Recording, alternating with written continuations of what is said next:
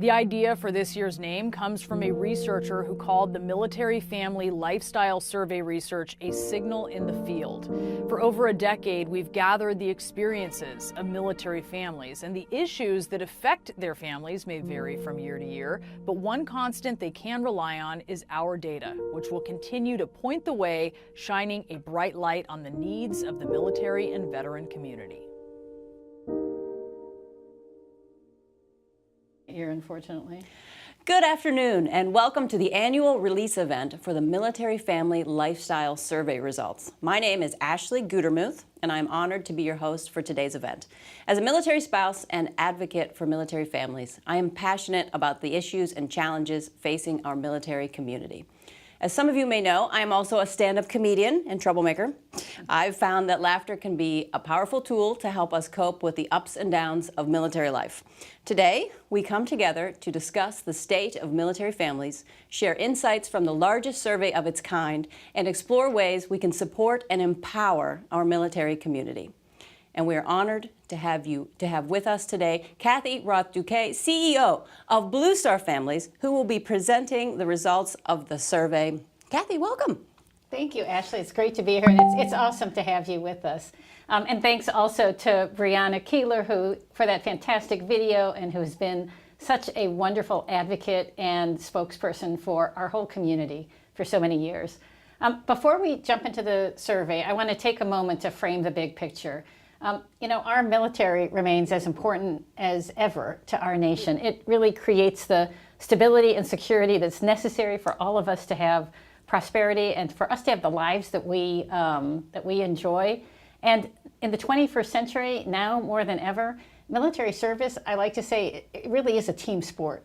The whole family does it. And if the whole family is under strain, whether that's from moves from the current economy, a lack of employment for spouses, child care problems, we see those strains in recruiting and in retention.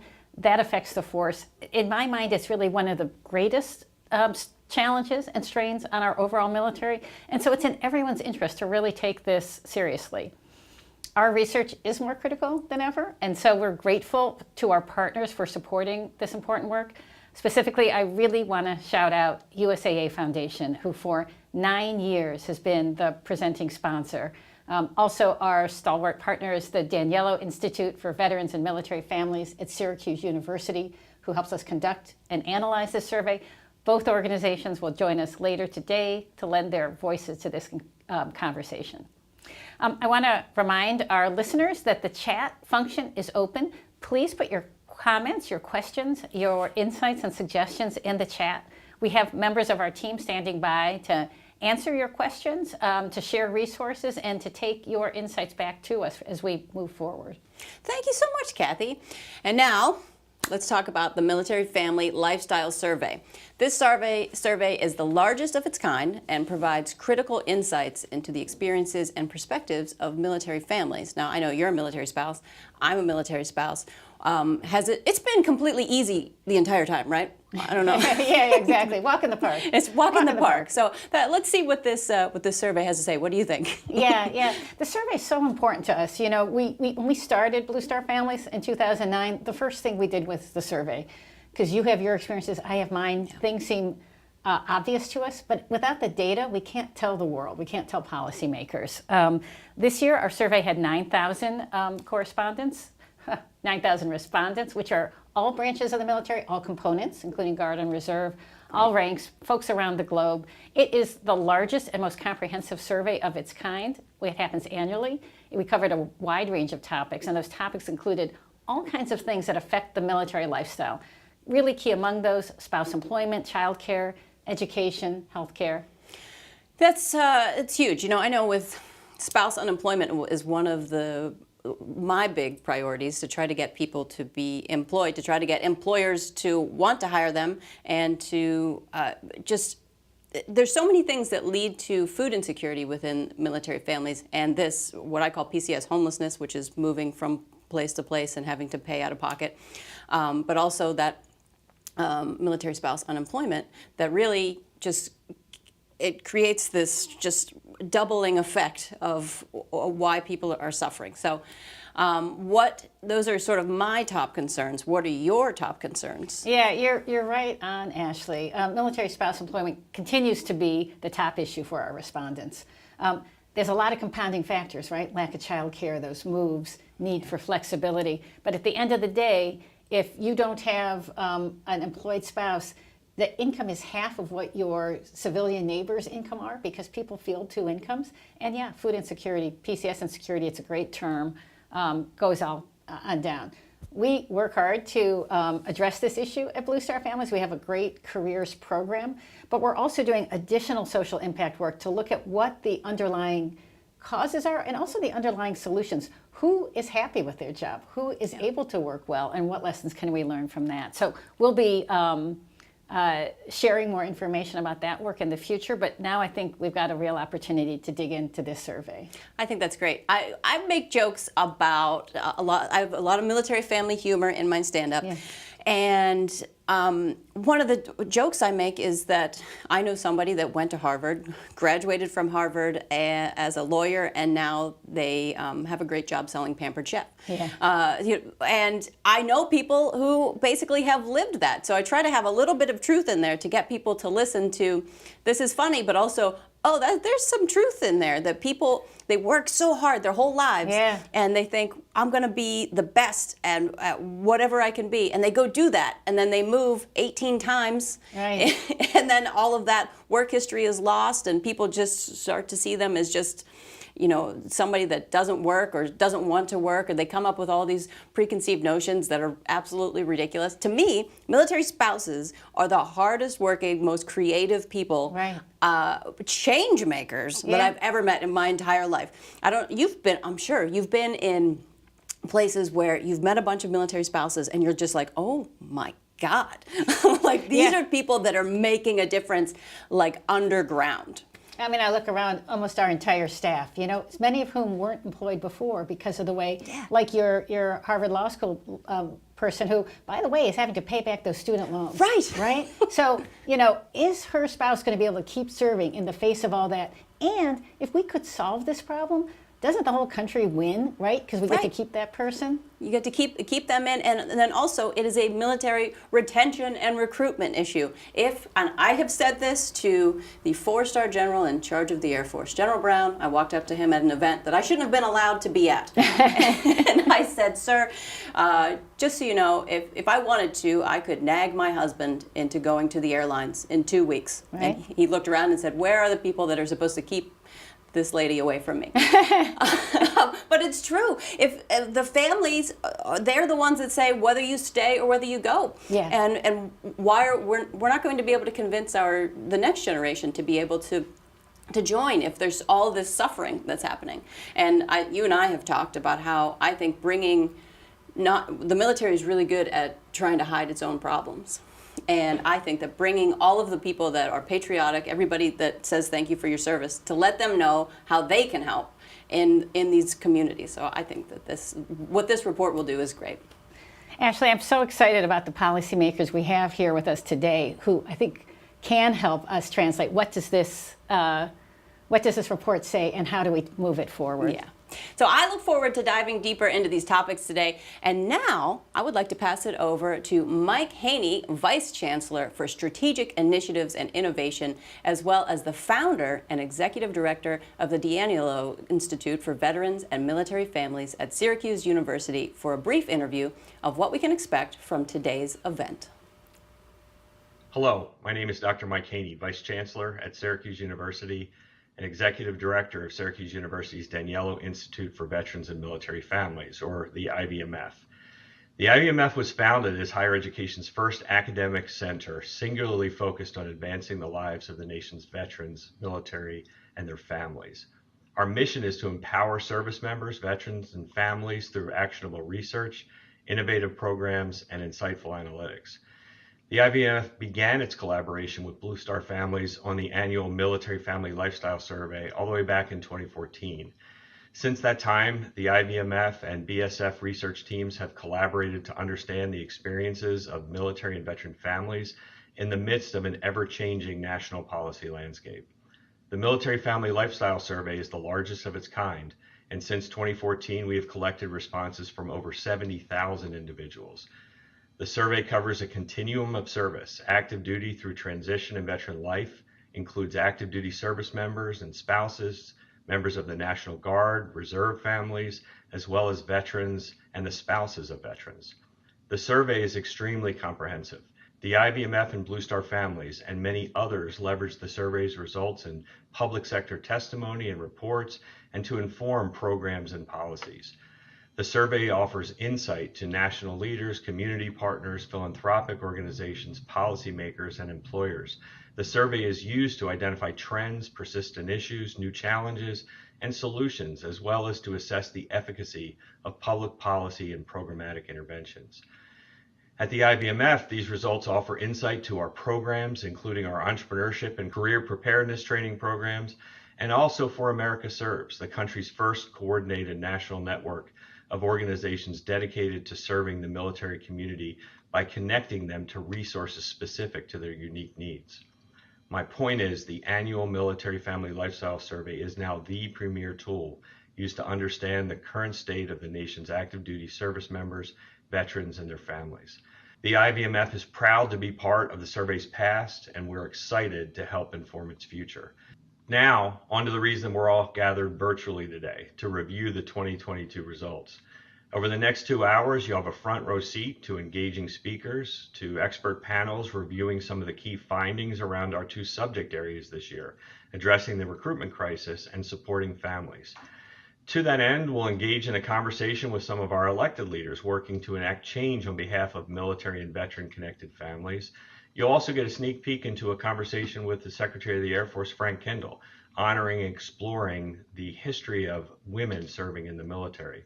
All of this and more information on how you can use the findings to affect change in your own community. Thank you for joining us today. I hope you find the next 2 hours informative, engaging, and encouraging. Now, on to Justin Schmidt, the Assistant Vice President for Corporate Responsibility at USAA, who will introduce our next segment. Good afternoon. I'm Justin Schmidt, AVP of Corporate Responsibility at USAA. At USAA, it's our privilege to support Blue Star Family's annual Military Family Lifestyle Survey. USAA was formed in 1922 by the military community for the military community, when 25 Army officers pooled their money to serve one another's needs for auto insurance.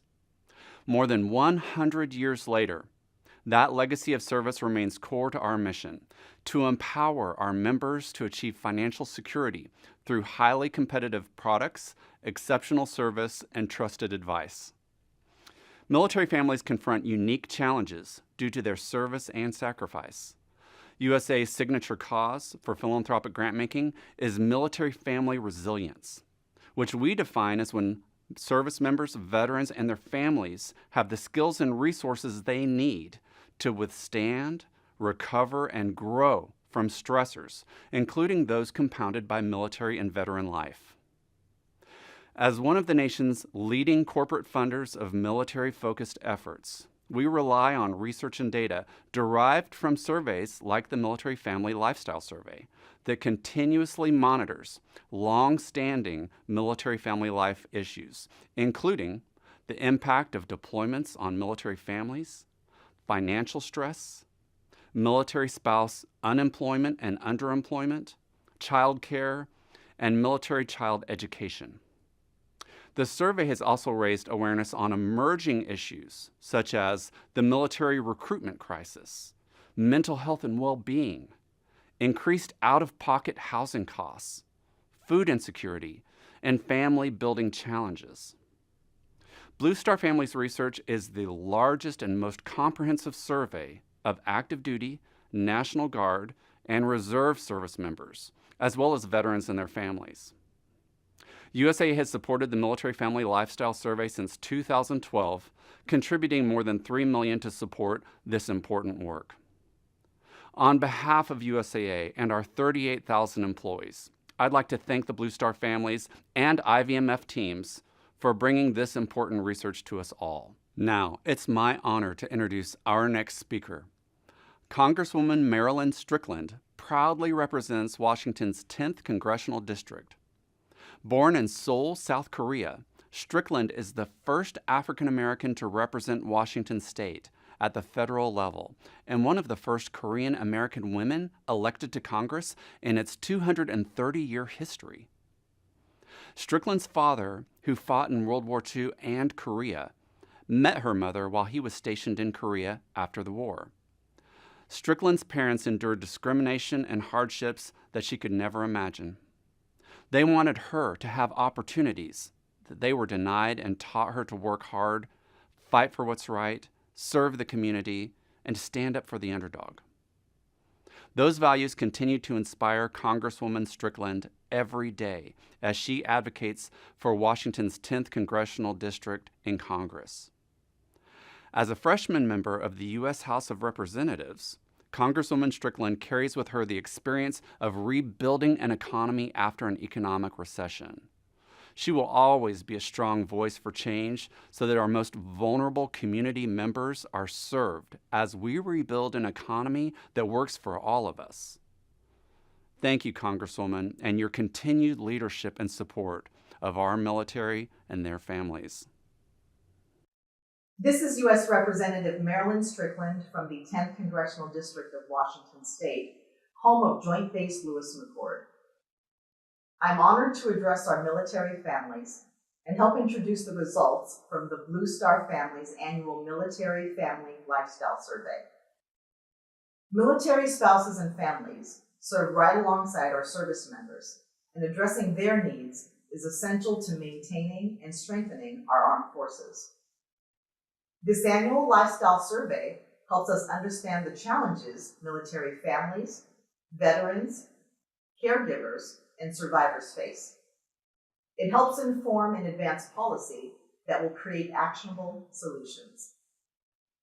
The survey results assist me, whether I'm here in DC using this data to advance federal policy or at home in Washington State, creating solutions for our service members and their families. The results help me and the rest of Congress hold the Department of Defense accountable. When I first joined Congress 2 years ago, I was proud to be appointed to the House Armed Services Committee, and especially proud to serve on the subcommittees that focus on the quality of life issues for our military families. As the daughter of a veteran, this work is deeply personal for me. Growing up, my family had food on the table and a roof over our head. But more and more, we are seeing that military families just like mine cannot even afford basic necessities. This must change, and we must keep up with the rising cost of living. I've been focused on the issues that I hear every single day from my constituents: housing, food insecurity, the cost of childcare, employment of spouses, pay. These are the same issues that Blue Star Family's work echoes because it's simple. When you wear the uniform, these should not be issues for you. That's why I've made supporting children, families, and our military community a priority in Congress. And it would not be possible without Blue Star Families. Blue Star Families data is integral to my work to address housing concerns. For example, last year, using this data from the 2021 Military Family Lifestyle Survey, I introduced many provisions in the annual defense policy bill to lower the cost of housing and address housing shortages across our country. Using that same data, I also led a letter with more than 50 of my House colleagues to the Secretary of Defense, urging him to restore the basic allowance for housing payments to 100% of the calculated rate. I look forward to this year's survey results so I can continue to tackle housing issues and make sure our military families can afford to live where they serve. In addition to housing, food insecurity has been one of the top issues for service members and their families in recent years. Blue Star Families found that 1/4 of all enlisted families are reporting low or very low food security. Last Congress, parts of the Military Hunger Prevention Act became law, but there is still so much work to do. This is not optional. This is a must. We must fulfill our obligation to support our nation's military families. It is unacceptable that the men and women who put their lives on the line for our country have to worry about putting food on the table. Finally, we must do more work to address the child care shortage. We cannot expect to uplift and support our military spouses without providing access to high-quality, affordable child care. This is a serious economic issue, and even worse, it's a national security issue. We cannot expect our service members to protect our nation here at home and abroad to their best ability when they're worried about their family's protection and basic needs. I look forward to working with Blue Star families and federal, state, and local partners to find solutions for high-quality, affordable child care for our military and veteran families across the board. If there's anything you remember today, let it be this. Military families are the backbone of our nation. They make sacrifices to serve. And let's not forget, supporting military families is national security. It is readiness, and it's non-negotiable. With the groundbreaking work of Blue Star families and research like the annual Military Family Lifestyle Survey, together we can advocate for the tools our service members and their families need to thrive. I look forward to continuing the important work of building up our community and supporting our military families alongside Blue Star families in our military support community. Thank you so much to Blue Star families, and thank you to all of our service members and their families for your service to our great nation. A bipartisan group of nearly 60 lawmakers called on the Secretary of Defense to restore basic allowance for housing payments to 100% of their calculated rate. This is just one example of why data is so important for driving policy change to support families like yours in building strong financial futures. Together, we will shape and build the nation's strongest all-volunteer force. Hey, I'm Craig Newmark, probably best known for starting something called Craigslist, but maybe more importantly, I'm an emeritus member of the board of Blue Star Families, and I'm a very big, passionate supporter of our military and veteran-connected community and families. It really is my pleasure to present our first panel, which is about addressing the recruitment crisis. We have some really smart panelists about this. They're going to talk about how relocation, housing expenses, and spouse employment affect the financial security of military families. They're going to talk about how these struggles can influence families' decisions to recommend military service to the next generation of the all-volunteer force. The Military Family Lifestyle Survey results for this year show us that nearly a third of active duty families would not suggest service to a young family member. Opportunities for good benefits, economic stability, personal development are among the top reasons for recommending military services, but sometimes these promises aren't enough. These families report that poor military leadership and financial sacrifices, among other challenges, are some of the reasons not to recommend this path to their own family members. I'm looking forward to a really informative, engaging, and thought-provoking discussion. I'd like to now introduce Dr. Jessica Strong, Senior Director for Applied Research at Blue Star Families, who will serve as moderator for our first panel. Hi. Throughout the years, the Military Family Lifestyle Survey has grown and adapted to include the unique and sensitive issues facing military and veteran-connected families. We keep the pulse on these communities, and our results help impact change. We've known for a while that the majority of current service members come from families with a tradition of military service. More than 1/4 of military recruits have a parent who served or is serving, and the large majority, between 70 and 80%, have a family member, a sibling, a grandparent, an aunt or an uncle, or a cousin who is serving or has served. People are the best drivers of recruitment for the military. With this in mind, it becomes critical to look at the currently serving families and understand not only whether or not they would recommend military service to a young family member, but also why or why not. We heard from over 5,000 survey respondents from all stages of military and veteran life about why they would or would not recommend military service to a young family member. Over a third of active duty family respondents were likely to recommend military service, and the top reasons were good benefits, economic stability, job skill building, and positive opportunities. However, over a quarter of our active duty family respondents are unlikely to recommend military service to a young family member. And the top reasons for that are poor military leadership, challenges for families, and financial sacrifice. Joining me today are Kate Kuzminski, Senior Fellow and Director, Military Veterans and Society Program, Center for New American Security, Corey Titus, Director, Government Relations for Service Member Compensation from the Military Officers Association of America, and Brigadier General Scott Linton, Deputy Chief of Staff, United States Army Training and Doctrine Command. You are all here because you bring a unique perspective on the topic of this recruitment crisis. I am so thankful that you joined us today, and I look forward to addressing these issues with you. Kate, this first question is for you.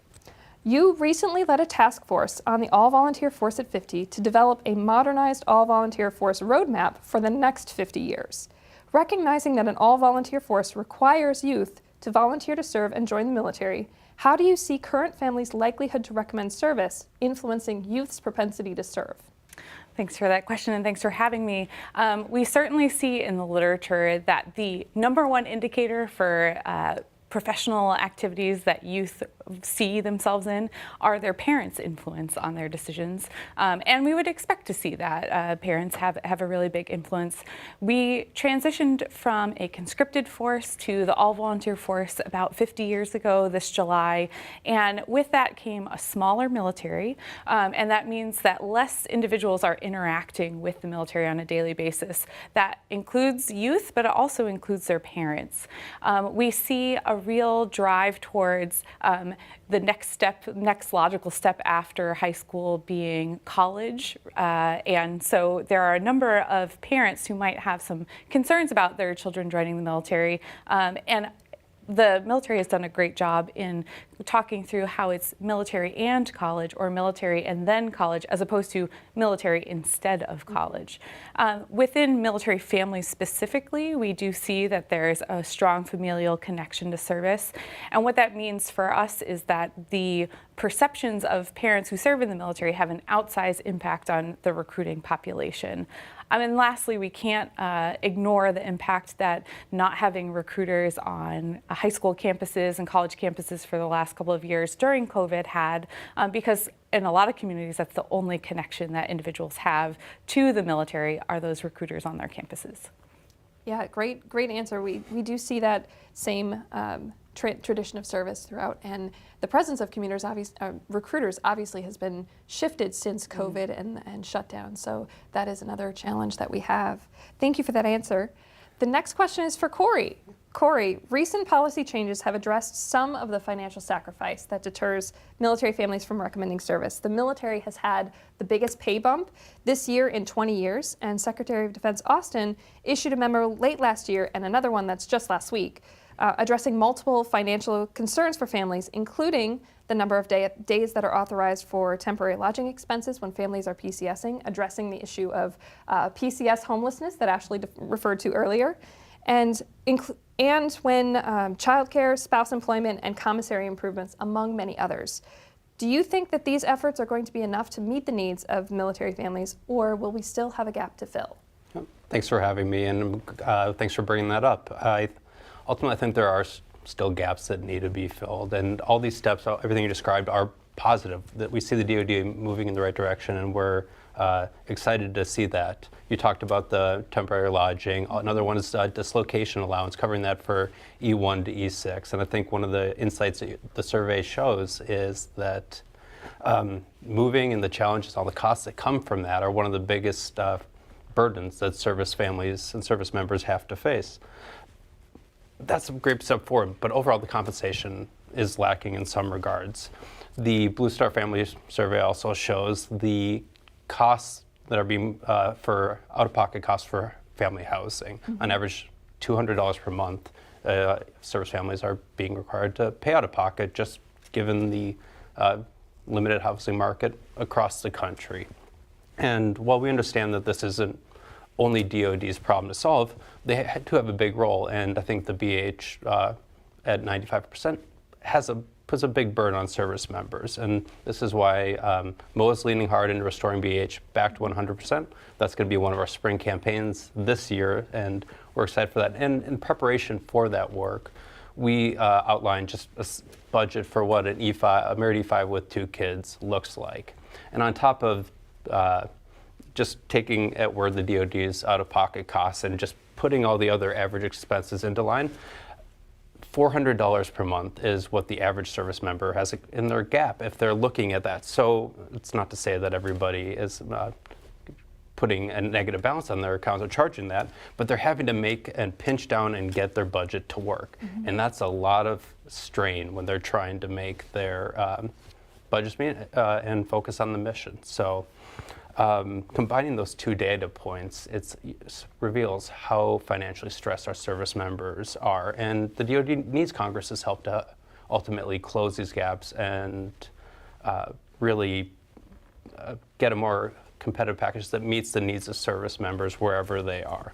So restoring BH is one of them, but we're excited to see that Congress isn't waiting for the QRMC, the Quadrennial Review of Military Compensation. A lot of language in last year's NDA is looking at all the different pay challenges and different reports and really leaning into understanding what we need to do to modernize the compensation.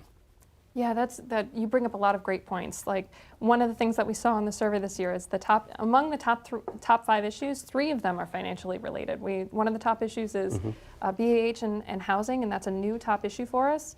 Military pay, and then relocation issues. So we know that families are really thinking about and feeling the impacts of these things. I love that you looked at an E5 with a couple of kids and just sort of laid out, like, what are the average expenses for this family, this hypothetical family, right, and what would that be like? Having been an E5 in that position, not an E5 myself, but as part of a military spouse, I understand what that feels like in those relocation challenges when you lose a job because you're relocating and you move to a new duty station with a whole different housing market that you're not familiar with. So thank you for the answer and leaning into the issue of BAH. Yeah. So this next question is for you, Brigadier General Linton. Can you talk a little bit about the recruiting challenge and what the Army is doing to reverse the recruiting shortfalls that you guys have seen recently? Yeah, absolutely, and thank you very much for allowing me to be part of this conversation as well.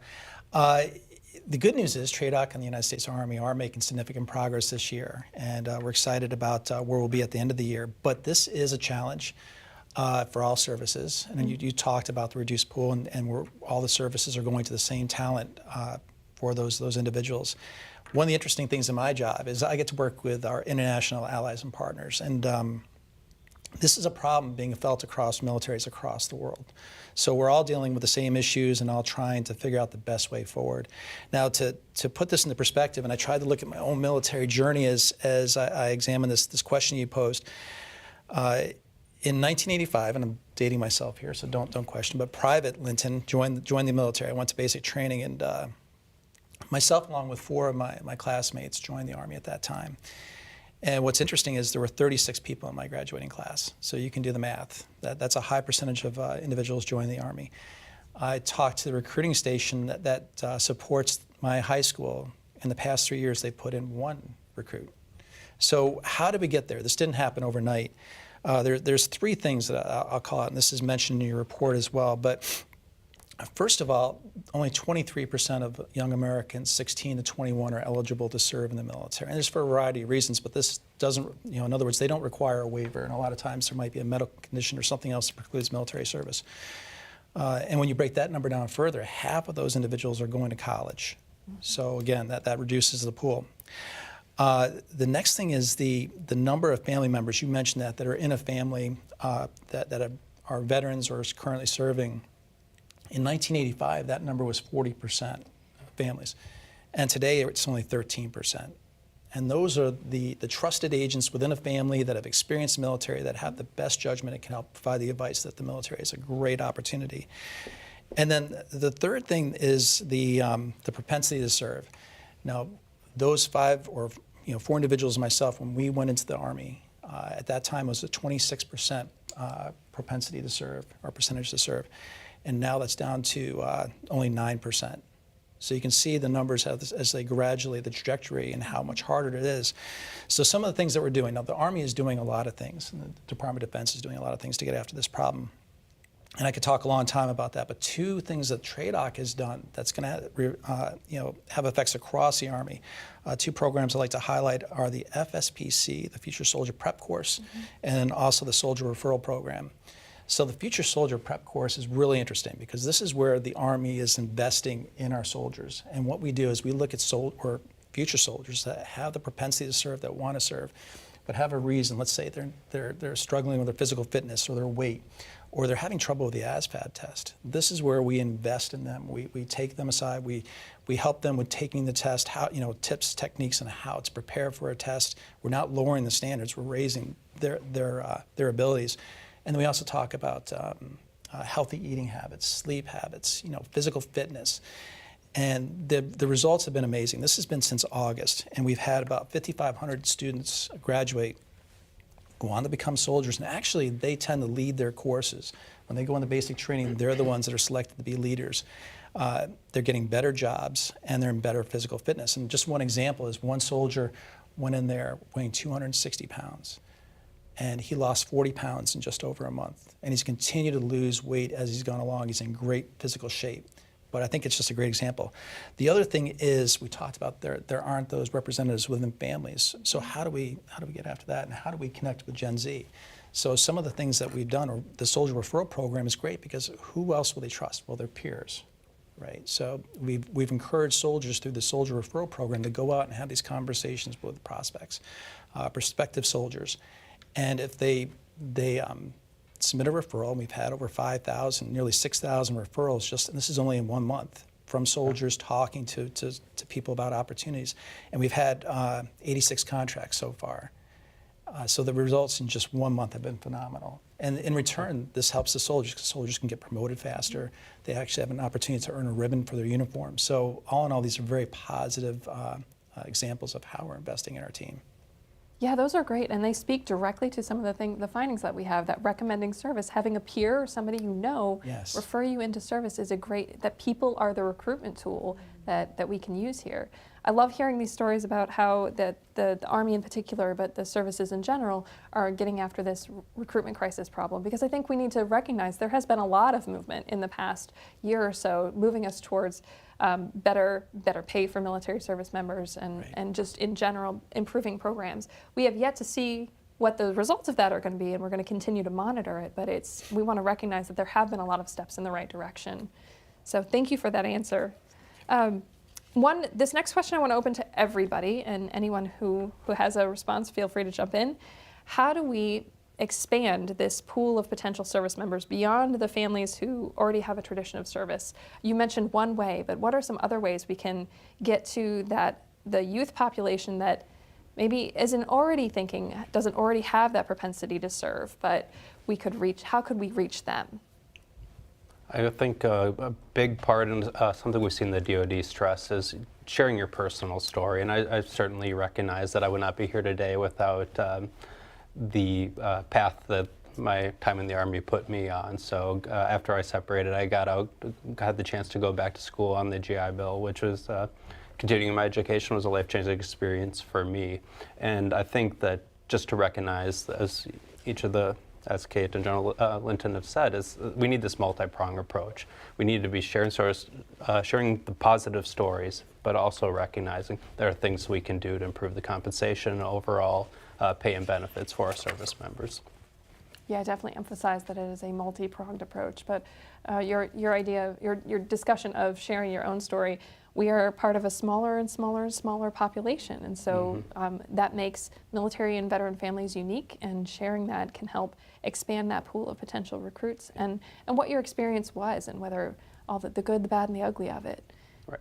Kate, did you have something you wanted to add? Yeah, I think too, it's telling the service story and the story of service, and that's public service writ large and military service specifically within that.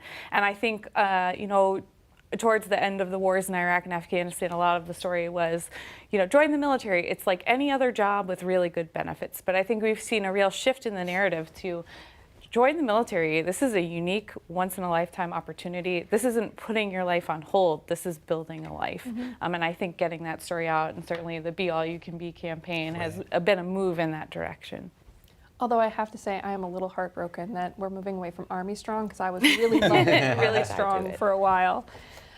Okay, did you have anything you wanted to add? Yes, I'll just add one other thing. So one thing that TRADOC's doing is that we have a TRADOC youth program. What's interesting is this is, we have an officer we call Coach very fondly, but he's got a sports background, so he's got that mentality he's taken to this. But this is working with local schools, bringing in service members, and not actively trying to recruit students, but really providing mentorship and structure to them. So I think it's just awesome. Yeah, and that engagement in the community, that's one of the things that Blue Star Families really focuses on. We know that most military families are in the community, so building that civil military bridge across so that there are more civilians who see and interact and understand military life, that's going to open the possibilities or include that as a potential possibility for those youth. So even without it being a recruitment thing, just understanding that there are people who have this lifestyle that is unique and different from anything else you'll experience. I think that's a great way to expand it. Another question for you, Kate.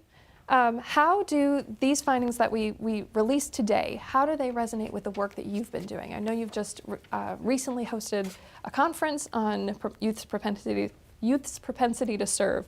How do you see this work correlating or resonating with the work that you've done? Yeah, I think it's really promising to look at what it is that drives Gen Z. So by a lot of definitions, that's roughly individuals who are aged 10 to 27 right now. So that's the target population that we're all after. And there are different things that motivate them than our generation and older. And some of those are really promising. So one is the desire to have a range of opportunities and a diverse set of experiences. And they'll remain loyal to an employer so long as they can have a diverse set of experiences.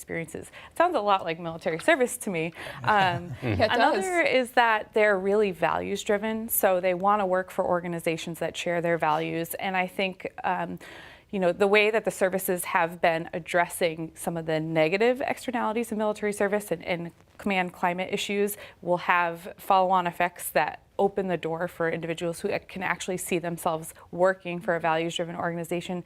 And the fact that the services have a specific mission and the relationships that you build within your small team unit are things that really matter to Gen Z. Some of the challenges we see, another thing that drives their interest in joining an industry is their familiarity with it. And so that's where it really does come down to building these relationships and to getting the story out of what military service is. And also, this is a population who's been marketed to their entire lives. And we all joke that they're all behind the screens, but what that also means is that their personal relationships actually matter a lot to them. Because yes, they might spend a lot of time on screens, but that personal connection really matters. So again, going back to the role of influencers, whether it's school counselors and teachers, their parents, their coaches, really has a big impact. And so I think it's promising looking ahead that might actually be a population who does value military service. They just need to know what that experience will be for them. Beautifully said, and I think that's what we're kind of getting at here is we have a smaller and smaller group, and we need to get that message out about what it can be like and what are and that it's unique and different from any other experience, and you have a wide range of different experiences you will have. If you're relocating, you can live overseas, you can live many different places that you wouldn't have expected to live and actually really enjoy. Next question is for Brigadier General Linton again. I would like to turn to the other half of the challenge in maintaining the all-volunteer force. We've talked a lot about recruitment and the recruitment crisis, but the other half of that is retaining service members. So you highlighted the recruiting challenge and what the Army is doing to reverse those recruiting shortfalls. What is the Army doing to retain its soldiers? Yeah, so I'm probably going to take this down a different path than you thought I would. But all right. the good news is, the retention actually is a really good news story in the Army. Right now, we're hitting our goals for the active component, and for the Army Reserve. National Guard is not far behind. And that's very telling, I think, and that we're doing the right things, we're getting on the right path. We use the term, or the phrase, we enlist soldiers, but we re-enlist families, and you all get that. And so that's the path I'd like to go, because that's where I'm seeing the big investment as we go forward, and the Army recognizes that. You mentioned the pay raise, 4.6%, that's the highest in 2 decades. That helps families. I mean, that shows an investment in our families.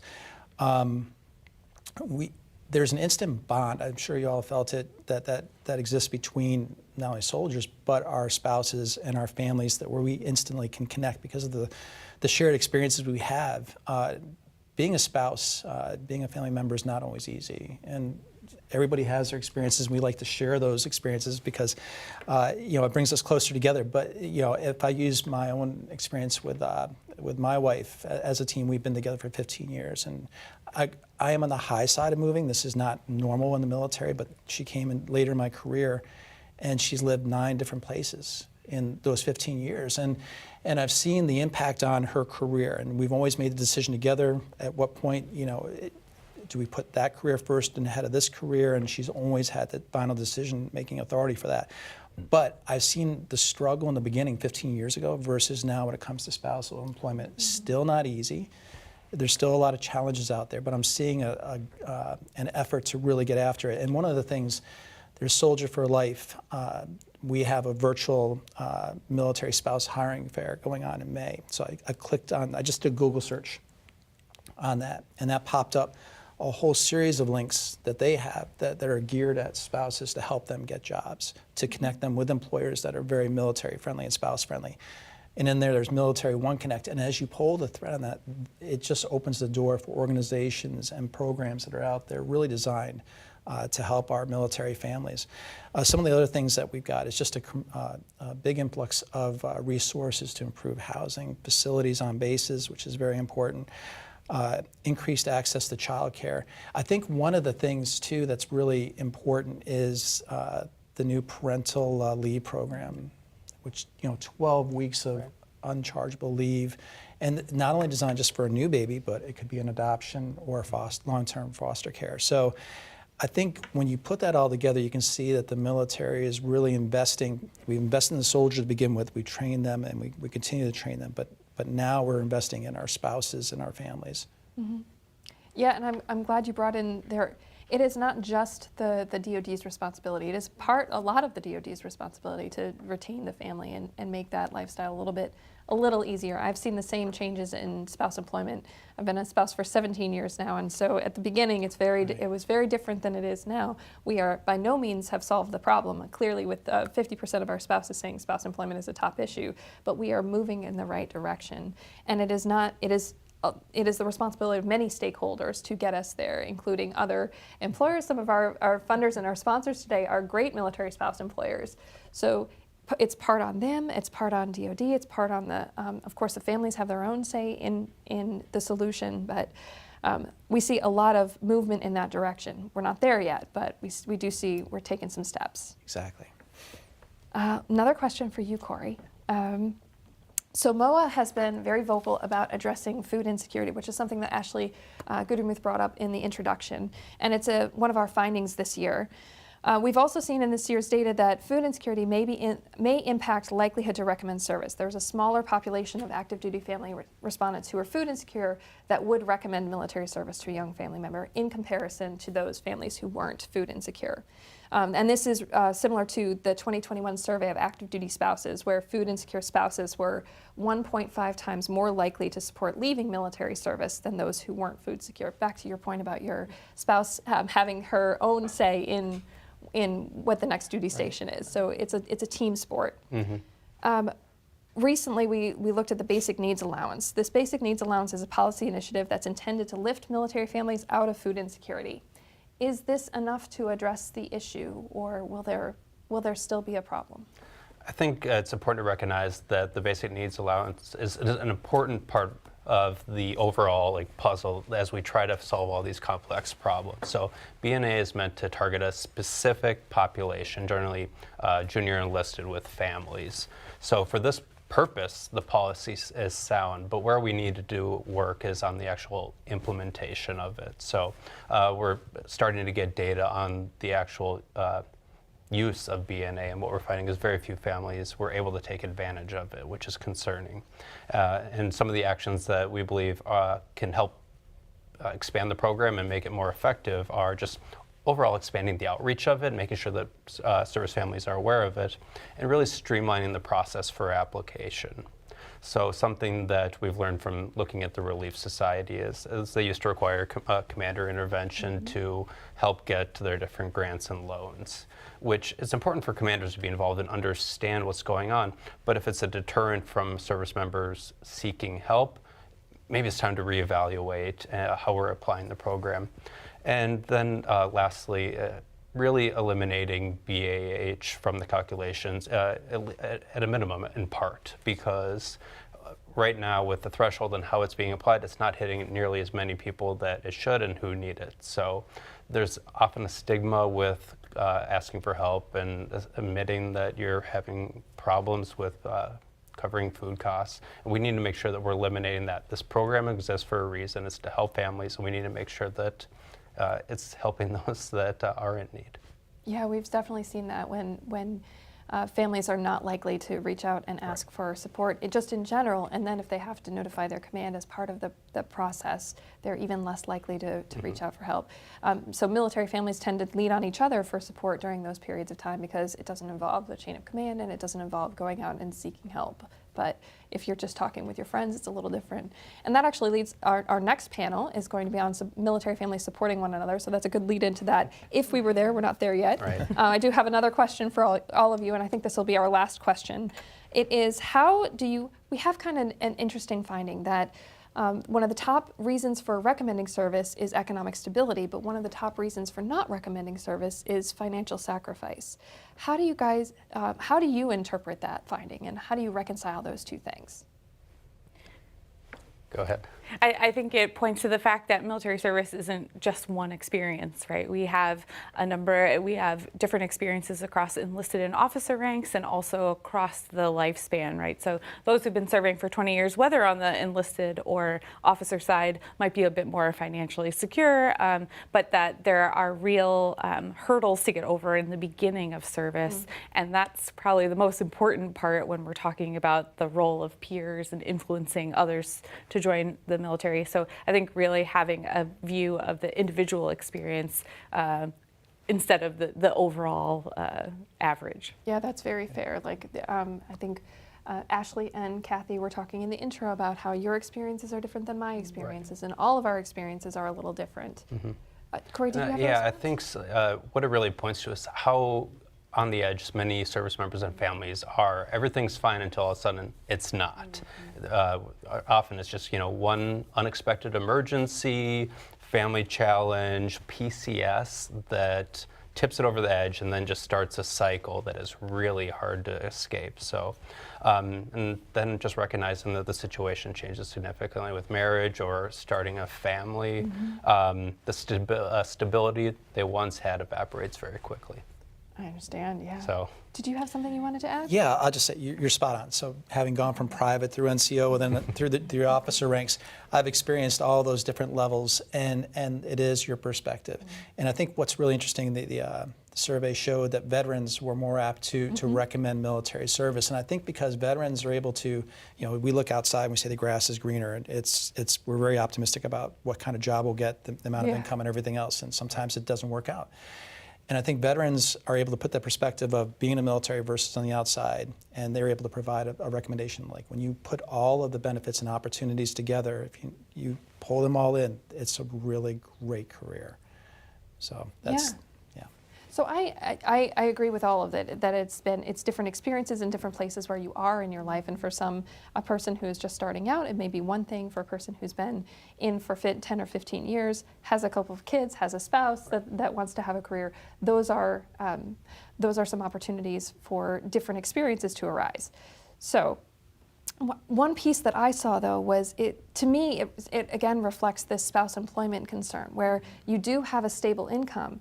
Not nobody, but very few service members worried during COVID that they were going to get laid off and we're not going to have employment any longer, where we saw all of our neighbors facing that. But you are limited in that if you're still facing spouse employment challenges, you're limited to that income and not those two incomes. So thank you all for this robust discussion. We appreciate your taking time out of your busy days to share your expertise with us. It's been delightful to speak with all of you. I'd like to pass things back to our event MC, Ashley Gutermuth, to say a few words about the next segment. Thank thank you for moderating just the start of an important discussion for the future of our military. As we celebrate Women's History Month, it is important to recognize the role that women have played in shaping our nation's history and the progress that has been made in advancing gender equality. Women have played a crucial role in the military, from serving on the front lines to working in support roles. Their contributions have been invaluable, and we owe them a debt of gratitude.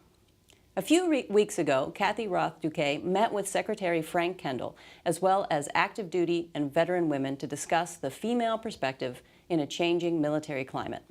In this segment, we'll hear from our esteemed panelists and benefit from their expertise, as well as from Secretary Kendall's insightful and thought-provoking questions.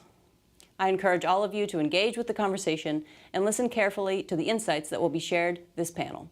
Promises to be an illuminating and informative discussion, and I can't wait to see what we'll learn from it. And if you'd like to watch the full recording, check out the Blue Star Family's website. Please join me in welcoming Secretary Frank Kendall and our panelists from the Honor of Serving, the importance and impact of women in the military. Well, Kathy, it's great to be with you, and I'm really very happy to be part of this group. I'm looking forward to a terrific conversation this afternoon. Thank you, Secretary Kendall. We're so excited to be here. I'm Kathy Roth-Duquet. I'm the founder and CEO of Blue Star Families. And so the experience of women in the military is really important to us. We were founded by women. We had female veterans and National Guard and reservists among those who started with us. And through our surveys, which we do every year, we've seen the experience of women in uniform. We've seen it get better. And Secretary Kendall, I have to really thank you for the attention that you've given to this matter, and the Air Force has really led. We are a purple organization, all ranks and services, all military services, and we have with us today all military services, but when the Air Force leads, others follow. And I'm going to mention some stats, but we're looking forward to seeing how they may have changed in the future as we're catching up to some of these improvements that have been made. For instance, we know that women are half the talent in America, so they need to be in our military, right? But women are less likely to be encouraged to serve. And once they are in, we are finding that they have different experiences, and often they feel that in fact, 75% of them experience what they feel is gender discrimination or issues with command climate, which leads them, those who have that, lead them to not recommend service to either men or women. So it's important for us to address these to make a difference. We're seeing heightened challenges with childcare, heightened challenges with the ability to manage life responsibilities that come with disproportionately with women. But we all know that those things can actually be addressed so that they make the service stronger. So we're so excited to be here today. I actually get to introduce the Secretary, who I think needs no introduction, but I do want to say that we've known you for many years, and not all national security leaders recognize that personnel is as central as troop movements and training and hardware. But the software is behind our strength, and I do appreciate the way you've led on that issue. So thank you. Thank you. It's great to be with you all. I've gotten to thinking about my own background and my career. I've been around for several decades now, and a lot of that time spans the continuing journey for women and men, but particularly for women in the military. And I thought back to my own initial experience was, of course, as a cadet at West Point, which at the time was an all-male school. I graduated in 1971, and I came back just a few years later, 1977, to teach. And by then, women had been introduced into the academy. And I was teaching the first sophomore class with women. So I had some classes with all men and some with women. And at the time, I felt that we had done a pretty good job of integrating women into the academies. I was a coach of a team as well as an academic instructor. About that same time frame, I went to one of my early professional development classes. And I was an Army Air Defense officer. And the very first woman to be an Army Air Defense officer was in the class with me. I was the class leader because I got there a little late because I went to grad school. And she came from another branch, and she was also a first lieutenant like I was. So I got to see her style of leadership and how effective that could be. We've come a long way from then. It's 50-odd years since then. But as I sit in my position today, we're still wrestling with issues associated with women in the military. Just to give you a couple of examples, we're talking about flying while pregnant and what our rules should be to give women some agency and some latitude to do what they need to do for their career, but also to address any concerns or risks they might have. So we're wrestling with that. We're wrestling with getting uniforms right for people to have flight suits that they can wear when they're pregnant.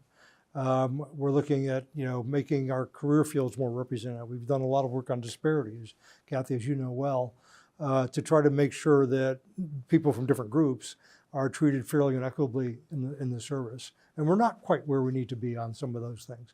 So I'm very interested in hearing your experiences, how the service has affected you. That's super, Mr. Secretary. Well, let me introduce our panelists.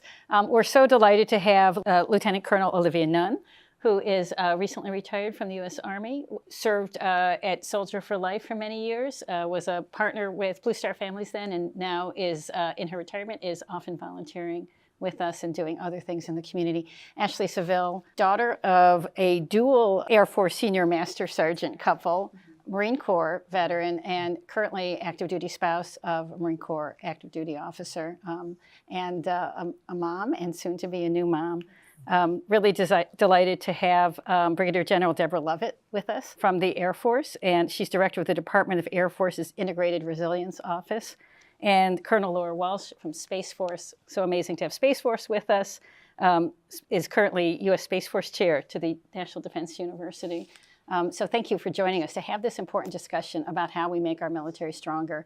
One of the things we say in Blue Star Families is, as much as it's a pleasure and a privilege to serve our country, which it is, no one is going to choose to do that job if it hurts their family. And this is something that hits military women in uniform as much, if not more, as men in uniform. And as we work to solve these problems, we're just making the service stronger.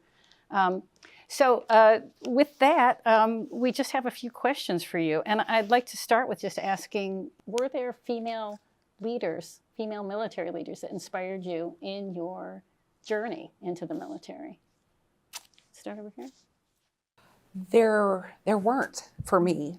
My story is that I was in a military family and my father was serving. So for me, it was really male leaders early on. So both my father serving and even when I first joined the Air Force, I think, the first person that I would consider a mentor or somebody I looked up to was my first lieutenant crew commander when I was a missileer.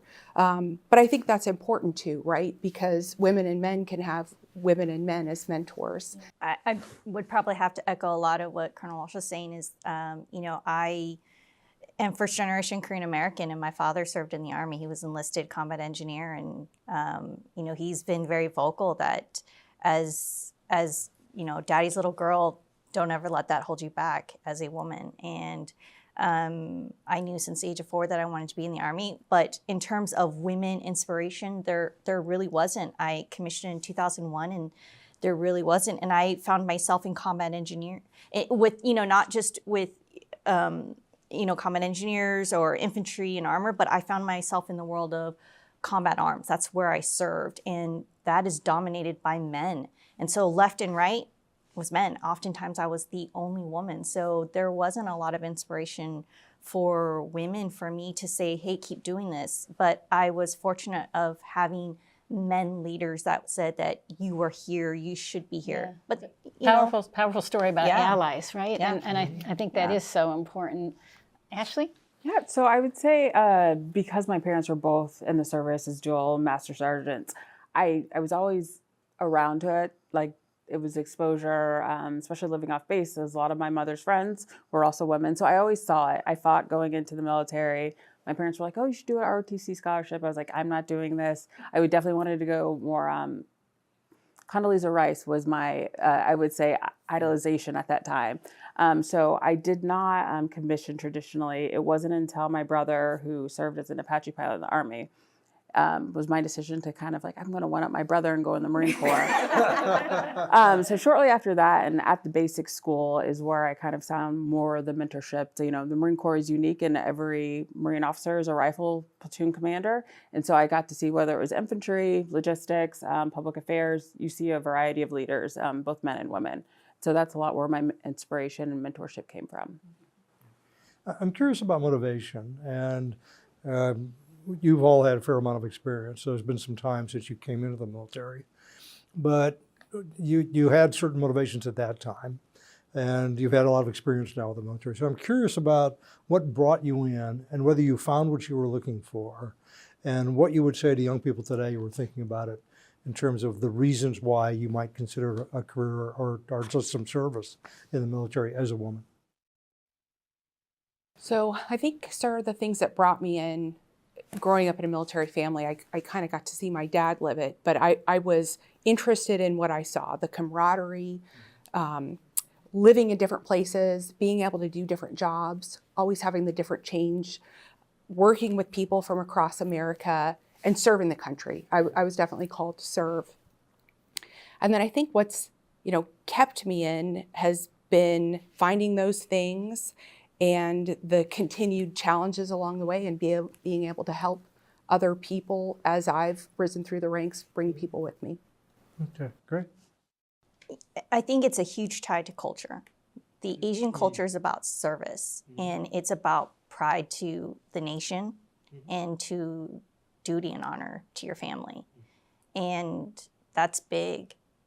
And my dad embodied that. And I'm the oldest. And so it was just a natural tie. And what kept me in is it's family. It's just a natural tie to family. People have emphasized, particularly in the Air Force, and I say this to some degree from my Army experience, the society that you joined, the family, the community that you joined, right? So you got some pragmatic and aspirational things mixed in there together. Yes, sir. Mr. Secretary, it's about that community. In fact, for me, that was the initial kind of the camaraderie that I saw with my father and all of his friends, and the stories that came from it seemed very exciting to me when I was younger. They also built in a very strong sense of patriotism and service to country, and I thought perhaps this would be the way that I could serve as well. I did not come in thinking I would stick around for an entire career, certainly as long as I've been in, because I've been in a few decades myself, sir. But every time an opportunity would arise, I would ask myself, am I still excited about this opportunity? Do I still think I have something that I can contribute to this, either organization or this operation or whatever the case is? And am I still having fun? And all these questions I had to answer for myself each time. And each time I said yes. And so I would continue. And then here I sit 20 plus years later and still thrilled to have the opportunity to work with the kind of people, the family that I've picked up along the way, which I know I would not have any other way. Continuing on with the idea of service, we talked about recruiting, but one of the things our recent survey, our 2020 survey showed was that women in our survey were significantly more likely than the men to say that they were planning on leaving in the next 2 years. So regardless of where they were in their career progression, women were more likely to leave before retirement than men. So what do you think the barriers are for women staying in and progressing in leadership in the military? Why do women are more likely to leave earlier than men? And I wonder, Deborah, if you have any thoughts about that. I do, yes, ma'am. As a brand new mom, I'm feeling that conflict right now. But I certainly understand that there are choices that have to be made in an evolution of a career.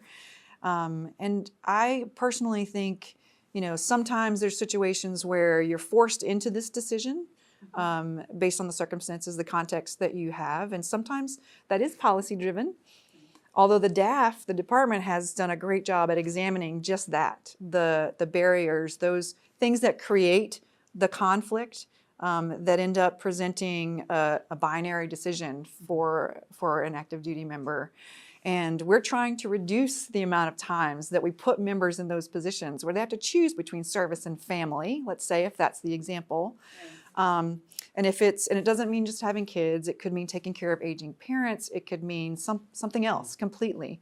But if we can find those places where we're forcing those decisions, then perhaps we have an opportunity to make the situation in such a way that the decision doesn't have to mean that you depart the service. You can and serve at the same time. It's not an either or.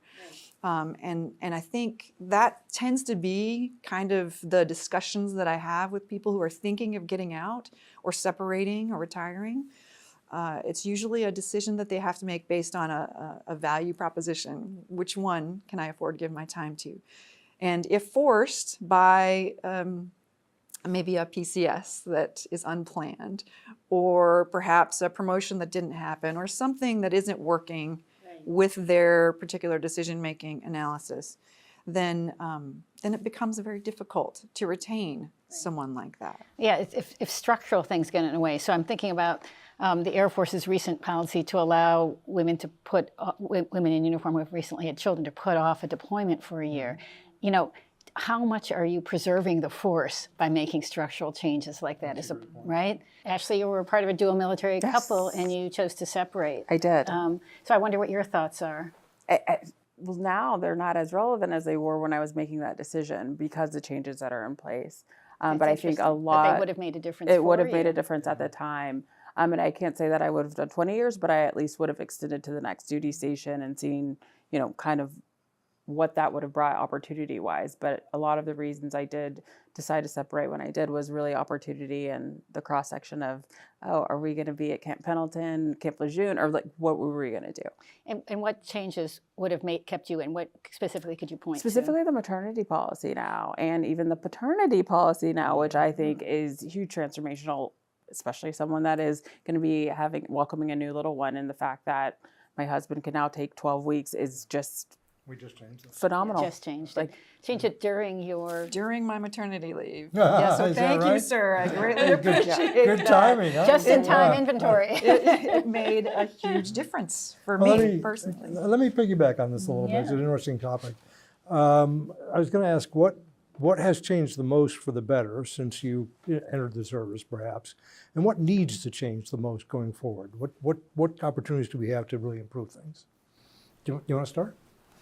Sure. I think the representation has changed a lot, and I think that matters.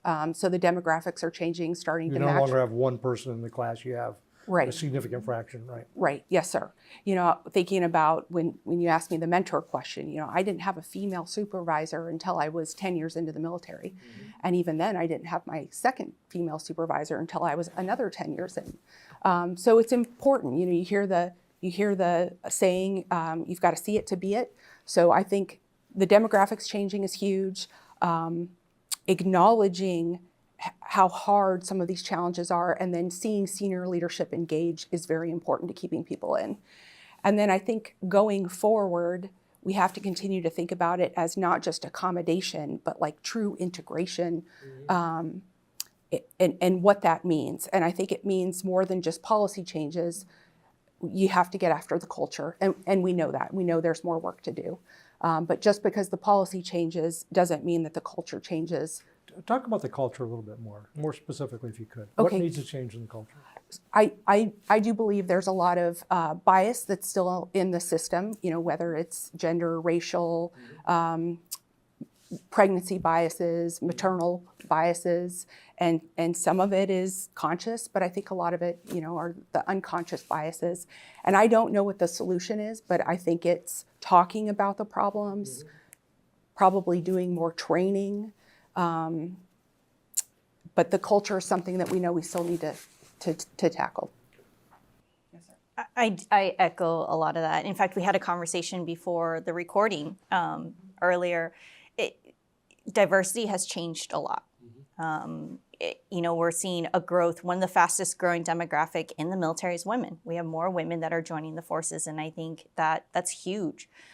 And I think we're going to continuously see that trend. And I think that's a beautiful thing. The fact that women get to do everything now, right? When I came in 2001, I wanted to be a tanker. Wah wah. That was not available to me, right? I mean, who did not want to send the biggest round down range and blow things up? You know, but unfortunately, I like the way you think. You know, unfortunately, that was not an option for me. But today, that is, if a woman wanted to enlist right now, they can absolutely do that. If they wanted to be special forces, you know, a SEAL, by all means, they can do that. And I think that is amazing. However, let's be very honest. We still have to have the conversation about systemic racism within our ranks. And not just the conversation, but how do we tackle it and how do we get after it? We still have mental health crises going on within our ranks, and we need to do something about it. And it's not just talking about it and doing something, but the conversation that I think we need to have is how do we get after shaping the conversation about how do we grow the ranks of women leadership and help women leadership grow through the ranks. And what I was talking about was I felt like men really wanted women to be successful, but they didn't know how to help me. And when I was turning inward, I felt like that the men didn't want me there. But the truth was they did want me there. They just didn't know how to help me because the lack is that they didn't know how to help me. The training isn't there for men to actually help me. So I think the lack of training is that men don't know how to help women effectively. I'm a man. Could you help me a little bit to understand? We're starting to see this shift, right? Because we're having that conversation. That conversation wasn't there before, and now we're starting to have that conversation. Because when you have that conversation with men, when you ask that simple conversation, do you want, especially if you ask a father, would you want if you have a daughter, would you want your daughter to have every opportunity to succeed? Sure. And their natural answer is, why, yes. So then why would you not want your female counterparts to miss any opportunity? And when you ask them that question, they're like, well, I wouldn't want them to. Well, then why do you treat them in a certain way? Well, I didn't realize that I was. So that tells me it's because there's a lack of training for them. It's some biases. It's the way that it's always been done. It's the vernacular, right? It's you hit like a girl, you run like a girl. So those things have to be undone and then taught in a different way. And that's the training set that we've got to do to go That's forward. a great, very insightful comment. It is encouraging to hear that we've changed enough to have made a difference, for this one here. But I think that's one of those positives about the Air Force. It just seems that it's a little more open to the evolution of human nature. And I think there's even more to come. I think this isn't a finish line we're ever going to really reach. This is a journey we're going to be on for a long time. Because as you all know, family structure alone has changed over the last several decades and now might mean something completely different. Although our policies may not exactly have it right now, they're going to adjust probably to accommodate new family structure, new family dynamics that are happening that we just didn't have in the 1960s or 70s at that time. I would agree with both of those, and you can comment on this, but there is a growing recognition and awareness, but it's largely a result of the demographic changes, that there are more women in the room to speak up. One of the things that we found very interesting is that on promotion boards, we've tried to be more representative on our promotion boards, for example. But we had a comment early on that when we had 2 women on a board, we would get much richer and more fuller discussion about people when there's a limited time to do this, but as opposed to having 1. And you have that reinforcing voice in the room with you, right? So, tokenism doesn't get it. You've got to really have real representation, I think, to have that voice heard. But I agree with you also, we still have a long way to go. We're not there yet by any means. What message would you all like to deliver to the men in the force? What do the men in the force need to understand that they don't? That allyship is important. Allyship is important, and that their voice at the table is important.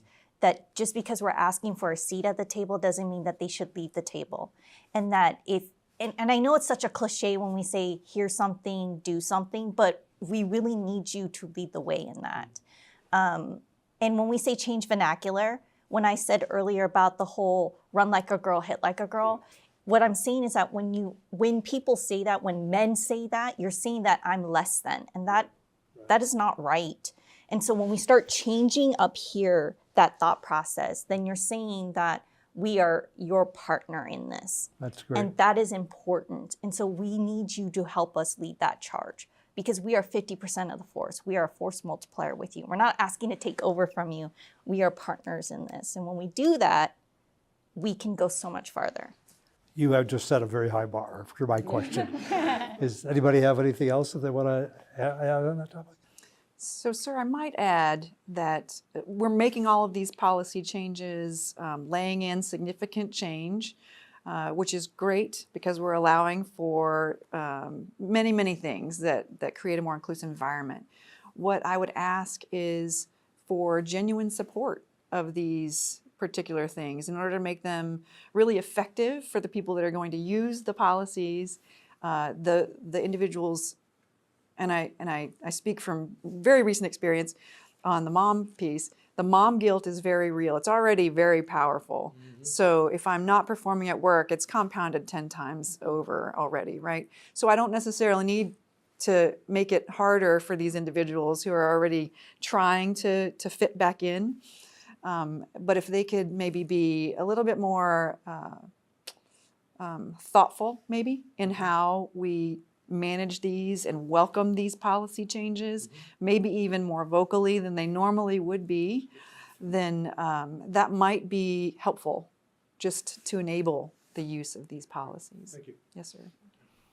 Well, Ashley, Deborah, Laurel, Olivia, thank you so much for coming and joining us today. Secretary Kendall, thank you for inviting us to celebrate Women's History Month with you. It means so much that you hold this community so close. So thanks for letting us be with you. A large fraction of the force, very important to our success. Bring things that amplify our capabilities dramatically. And there's a lot more potential there I think we can unlock. And I'm looking forward to the opportunity to do that with you. Thank you so much for your contributions today. It's a great conversation. The moves have been very difficult on our children. We must address the lack of a retirement for military spouses. The lack of pension for me is really going to have a negative impact on our retirement. We had no idea that military families were facing such financial and food insecurity. The annual Military Family Lifestyle Survey gives us the opportunity to ask questions that get to the heart of the stressors that these families are facing. But even more importantly, it guides our actions. This program helped me feel seen and heard. I looked forward to the care packages and felt connected to a larger group of people with shared experiences. We're creating a network of trust, support circles, and outreach programs based on the data that we collect to help families through anything that comes their way.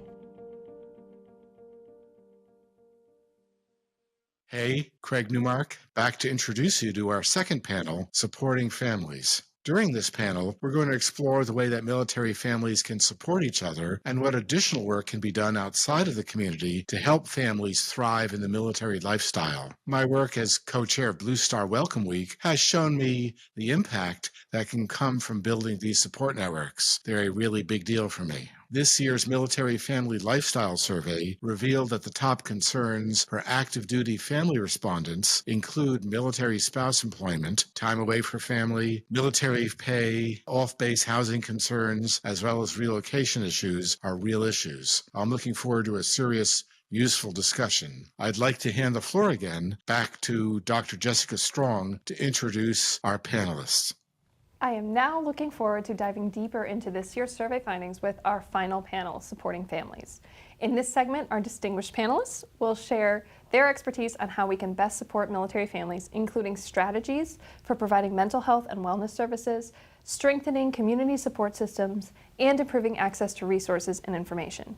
Joining me today are Michelle Brito, Financial Specialist, Military Family Program Advisor, and Army spouse, Patricia Barron, Deputy Assistant Secretary of Defense for Military Community and Family Policy, U.S. Department of Defense, and Dr. Linda Torres, Health Advisor to the Undersecretary of Health, U.S. Department of Veterans Affairs.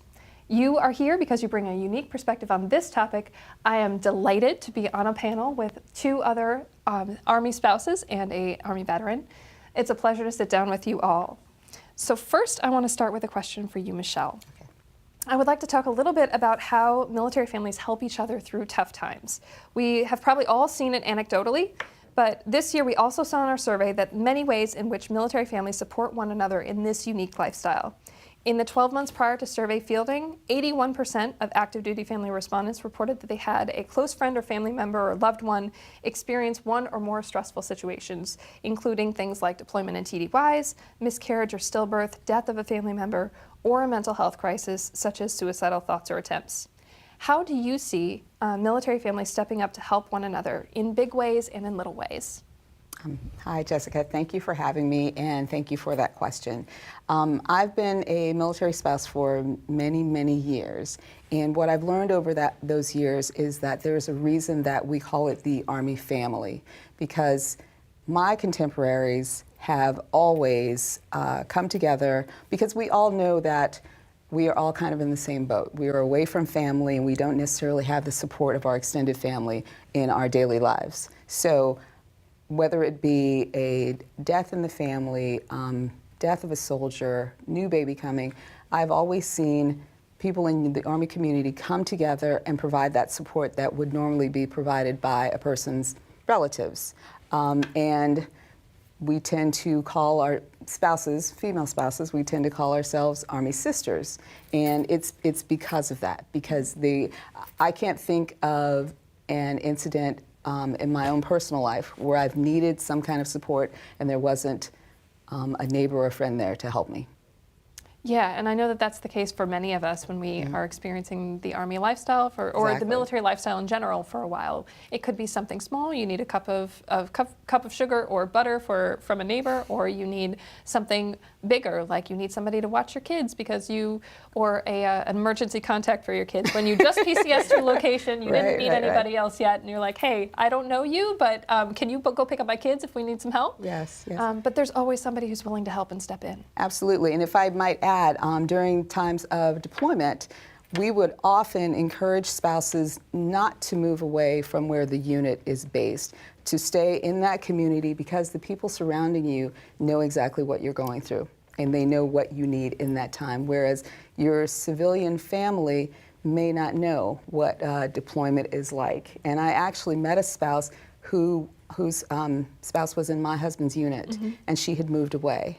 And years later, she said that she didn't get any support when her soldier was actually killed in action. Oh, no. Yeah. So it just illustrated to me that, the Army community, we all know what each other is going through, and we are there to help each other. Yeah, that's why I'm so excited to have you guys on the panel. Thank you. I remember when my husband was going through one of his first deployments, and we had just got married 3 months prior before this deployment. This was back in the early-ish days of Iraq.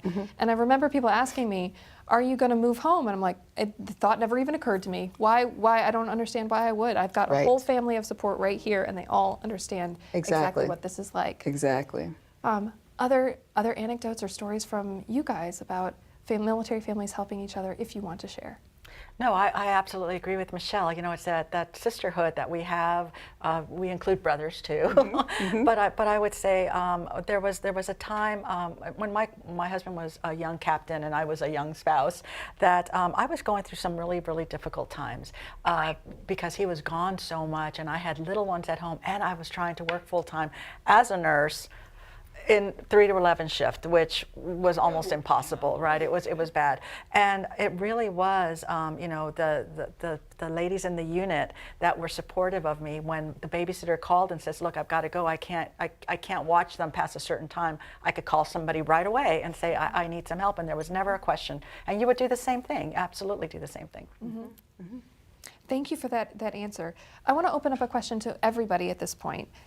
Blue Star Families has recently launched Blue Star Support Circles. It's a program that provides education and peer engagement and critical resources to those closest to veterans and service members, including family members and trusted friends, so that they can support them when they need it most. The goal is to empower veterans' loved ones to recognize and intervene with a veteran who might be at risk of suicide before it reaches a crisis, because we recognize that friends and family are the first line of defense. They're the closest support, and they're our most trusted resources as well.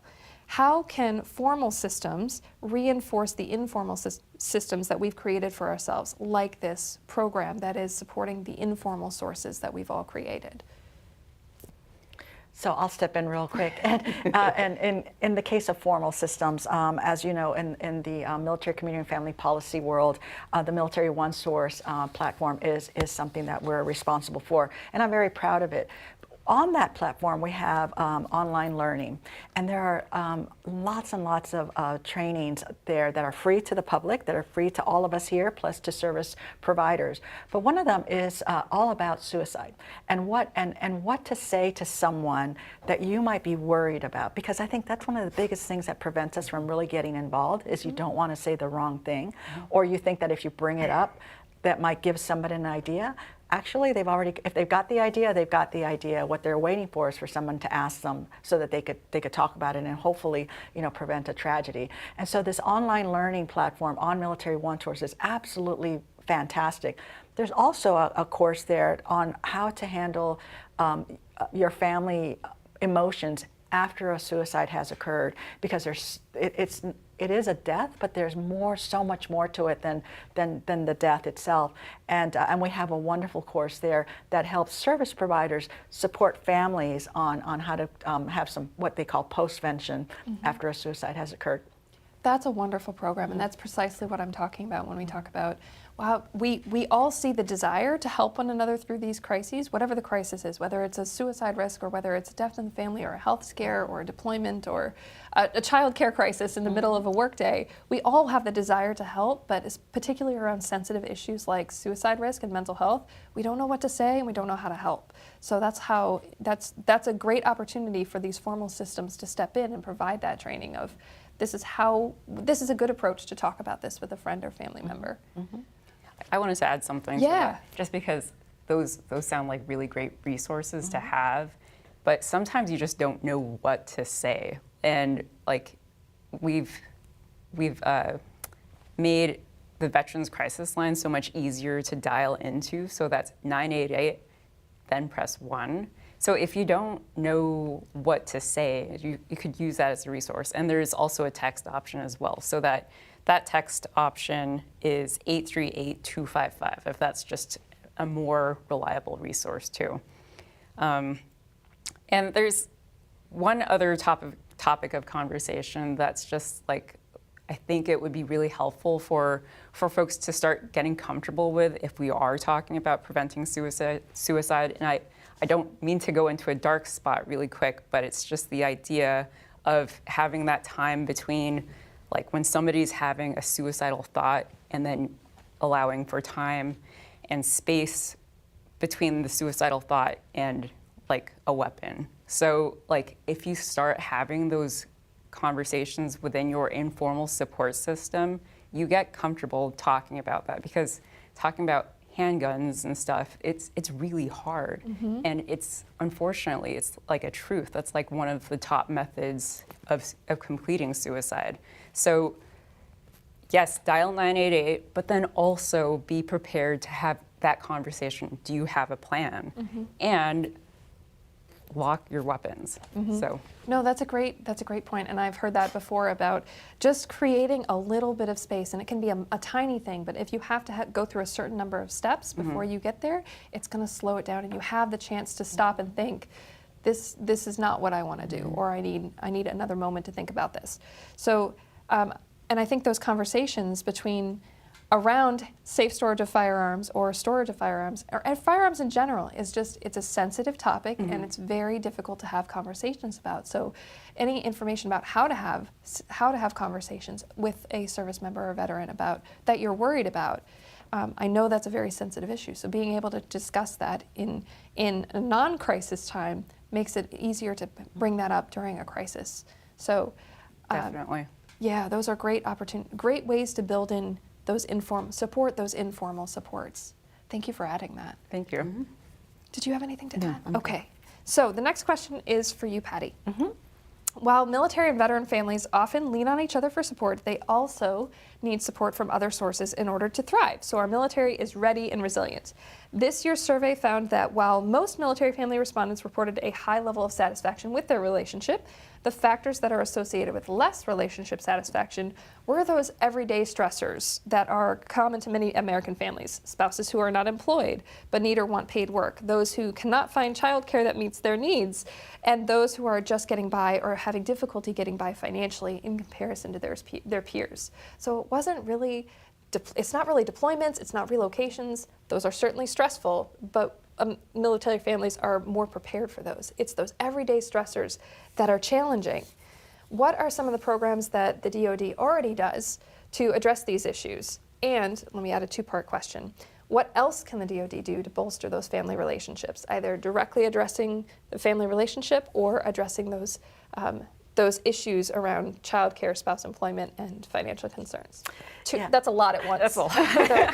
Everyone that knows me knows I'm going to say Military One Source. It's going to be the very first thing that I say. And I was on the other side of the aisle, if you will, before I came to this job in the Department of Defense. And I would hear Military One Source, and I would say, yeah. But really, it really is very, very good. And the reason I bring it up is because, you know, we have a 365, 24/7 call line, text. You can do almost anything to connect with someone on Military One Source, but when it comes to those issues particularly, especially spouse employment, I mean, I'm a registered nurse, and we did move 14 times, maybe not 18, but 14. and in those 14 years, I picked up 7 nursing licenses. Oh my God. Because I always wanted to be ready to work in case I needed to work. And so it got to be very, very difficult, and it's also, you know, costly to have to always, you know, get a new license. But in Military One Source, there's actually a little button at the top that says click here for more resources. Make sure you look for that button, because when you click there, this banner opens up and you'll see all sorts of other places where you can find support, but there's something called My SECO, SECO being Spouse Education Career Opportunities. And when you go into SECO, you go into a portal that has a plethora of support for you, whether it's a My Step program, which is My Step, it takes you through being a new spouse and what you need to think about as a new spouse, being kind of a mid-grade level spouse, and maybe now you've raised your kids and you're trying to go back into the employment world. What do you need to do in order to do that? And, oh, by the way, we're getting ready to leave the military, and I really think I want a career change, or what am I going to do now? So it takes you through all those steps and provides you the resources to do that. There's also a link to the Military Spouse Employment Partnership, where we have over 600 plus industry partners that have raised their hand and have said, I will hire a military spouse, and not only hire them, but I want to really work on retaining them. Now, the challenge there is that you really do have to self-identify as a military spouse, and many times we don't want to because we're afraid. If I tell them I'm a military spouse, they're going to know that I'm going to PCS in a little bit, and they're not going to hire me. That's changed a bit. It really, really has. And so if you go through the MSEP portal for spouses that are looking for employment, I promise you're going to find a plethora of opportunities there. And then the last thing that I want to mention is something that I'm super excited about, and that's the Military Spouse Career Accelerator pilot, where we're actually placing fellows into industry, 12-week paid fellowships. About $18 per hour is around the average of what you're going to actually gain. But the beauty about these fellowships is that we've already placed spouses in full-time employment midway through their fellowship, because these employers are absolutely learning what we already know. You hire a military spouse, you have hit the gold rush on there, because we are willing, able, and very, very dedicated to the employer that hires us. Yeah, we're going to get it done, right? Yeah. So now I will mention childcare, because I know it's such a difficult topic, and we've talked an awful lot about childcare before. Certainly, as I mentioned, you know, even back in my day, it was an issue. It was an issue. But we've made a lot of different strides in trying to increase capacity and the opportunity to find providers both on the installation or off the installation. If you're looking for providers off the installation, make sure you check with your services to see if they have the fee assistance program, because fee assistance could pay up to $1,700 per month per child for child care fees. But it's difficult right now because the national shortage of child care staff is a real thing. And so we really have to think about nationally, how are we going to come after this very problematic challenge. Yeah, I see that in a lot of the challenges that military families face. We face the same challenges that other people do, that we also have family members who are sick. We also have struggles with childcare. We also have struggles with employment and all of those things, and accessing mental health care. But some of those things are they're exacerbated by the military lifestyle, because if you get childcare in one duty station, you got your childcare all set, then you move to the next one, you're back on the wait list for a little bit. So knowing about some of those resources, I think, is one of the critical steps is because I keep hearing, and this has happened to me too, I keep hearing about spouses who learn about a program and they're like, I wish I'd known that. I wish I'd known that a few years ago. That would have been good to know. I could have taken advantage of that. Well, and we know that young people don't necessarily go to a I love desktop. that you point to me at young Yeah, people. I did, Jen. I did. I totally pointed to you. Hey. You don't go to a desktop. Usually, you guys you all have your phone and you just Google whatever. But we also have a Military OneSource app now, and all of those resources are right there. They're handheld, and you can access them real quick. And I'll say the one last thing about relationships. We have a wonderful program called like re-engage the we of us, right? And it's very popular, and it's got all sorts of amazing opportunities for you to reconnect with your spouse. Also, for single service members, there's actual information on there too, how to handle a breakup, how to, because you get those Dear John letters and they can be very devastating. And so there's a lot of great information out there. Check out Military OneSource. All of the information in one place. And we know that that information is so important. Okay, I have a question for you, Dr. Torres. The need for mental health care is present both for currently serving and veteran families. Survey respondents this year reported a need for mental health care for their children and for themselves, whether they're a service member, a spouse, or a veteran, or the spouse of a veteran. Among our working age veteran respondents, those are between 21 and 64 years of age, nearly half, 46%, reported that they were receiving mental health care at the time of survey fielding, but an additional 14% said they would like to receive mental health care, but were not currently receiving it. So what is the VA doing to increase access to mental health care for working age veterans? That's a really great question, because that's something that I've experienced too. Just like, okay, 1 p.m. on a Thursday, that's what you're offering me? No, that's not going to be good. So I've already told you about 988 Press 1, but there are 3 other things that I had in mind. Let's start with the most emergent, because I'm a nurse too, and so I wanted to do that. So 988. You're triaging them. Yes, exactly.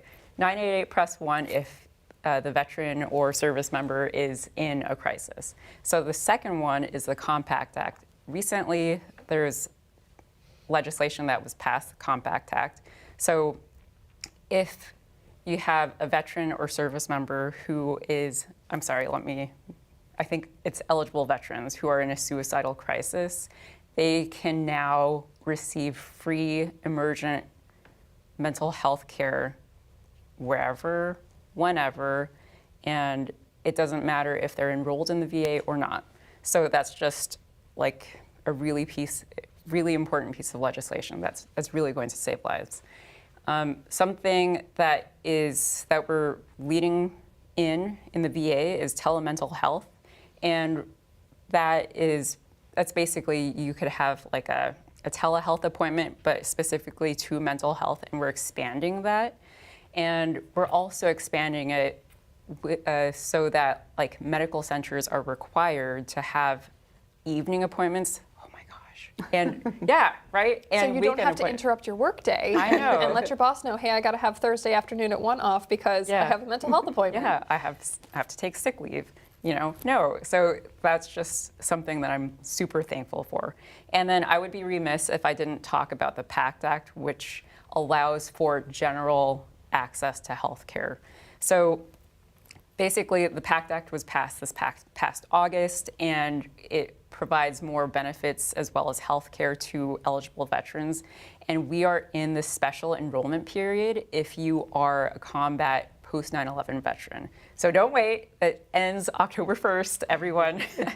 So enroll, and if you want more information, it's va.gov/PACT, P-A-C-T, and 1-800-MY-VA-411.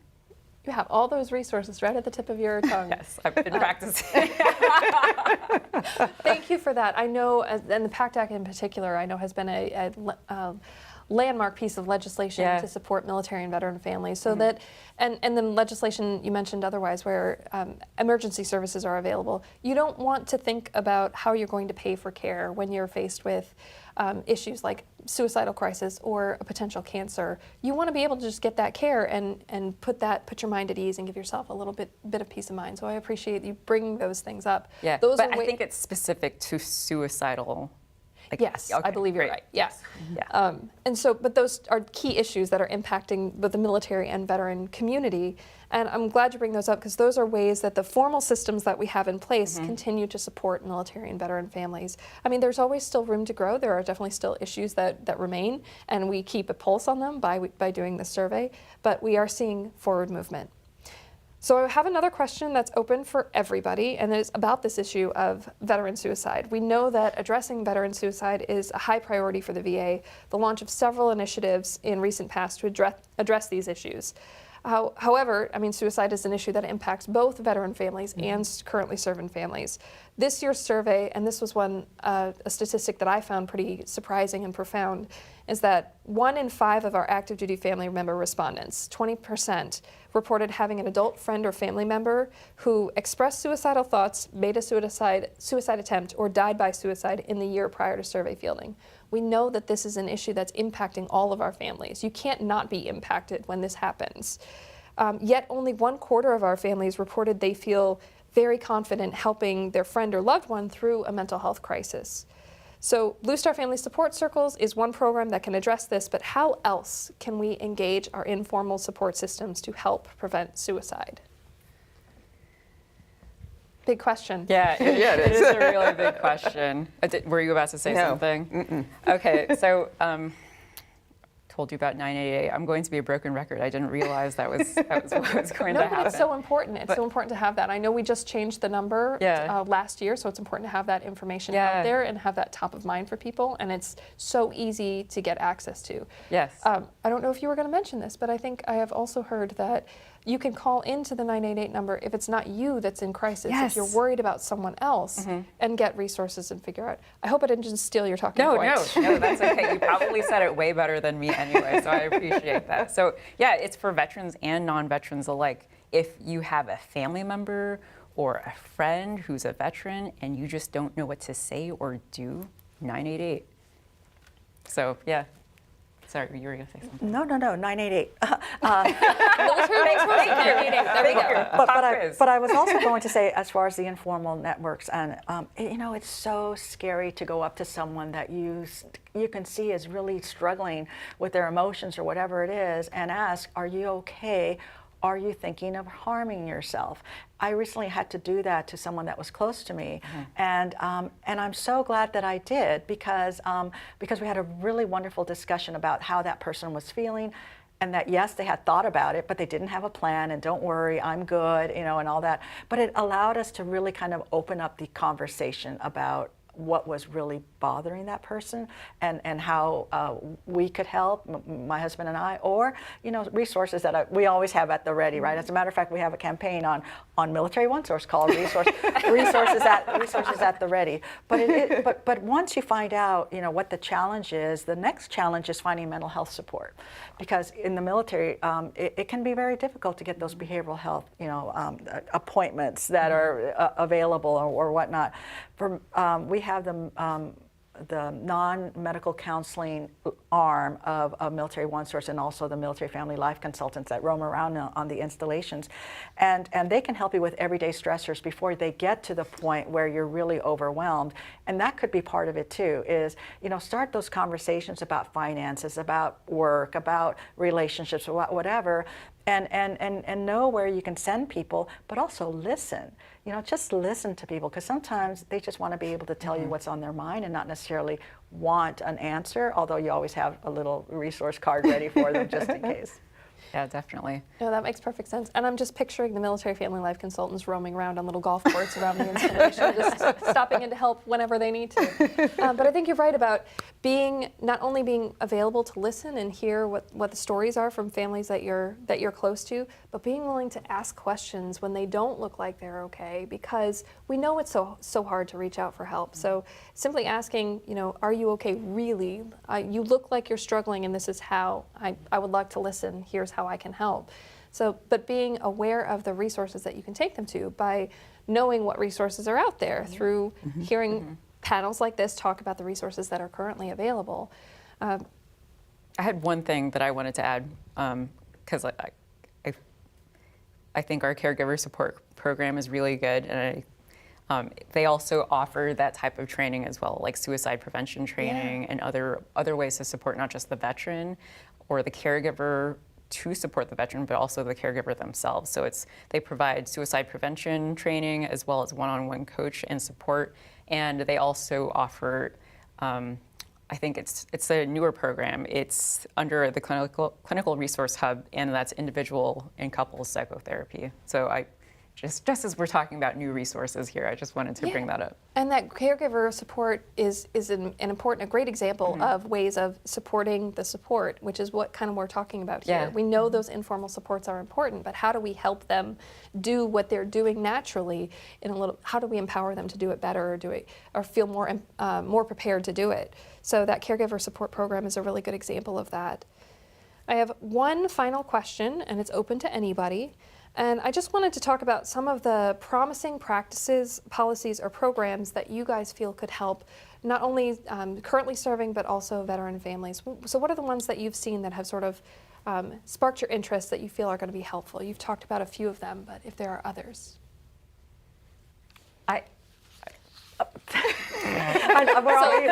We don't want to. I know. Yeah, but I will say one thing, and I want to thank Secretary Austin for really being very proactive and thinking about the service members and families that are part of the Department of Defense.